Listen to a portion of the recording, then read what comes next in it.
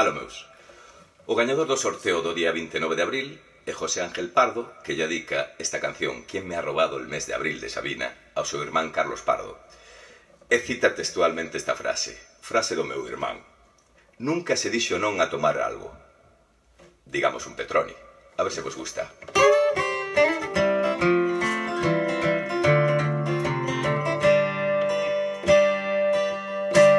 La posada del fracaso, donde no hay consuelo ni ascensor. El desamparo y la humedad comparten colchón. Y cuando por la calle pasa la vida como un huracán, el hombre del traje gris saca un sucio calendario del bolsillo y grita: "Vamos, Carlos, venga, ala. ¿Quién me ha robado el mes de abril?". A ver, José Ángel, veña, que se escoite. ¿Cómo pudo sucederme a mí? ¿Quién me ha robado el mes de abril? Lo guardaba en el cajón donde guardo el corazón. La chica de casi todas las asignaturas suspendió.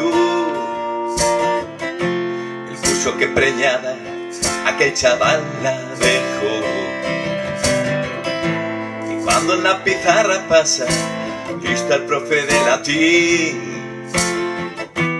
lágrimas de desamor ruedan por las páginas de un blog y en él escribe: "Vamos a la. ¿Quién me ha robado el mes de abril?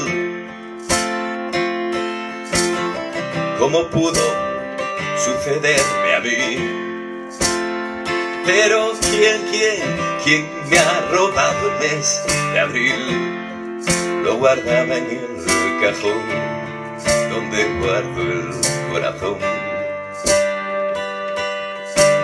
El marido de mi madre en el último tren se largó con una peluquera 20 años menor. Y cuando exhiben esas risas de esta matica en París, derrotada en el sillón, se marchita viendo Malcolm Crest, mi vieja, y piensa: ¿quién me ha robado el mes de abril? ¿Cómo pudo sucederme a mí? Pero ¿quién me ha robado el mes de abril? Lo guardaba en el cajón donde guardo el corazón. Una última. ¿Quién me ha robado el mes de abril?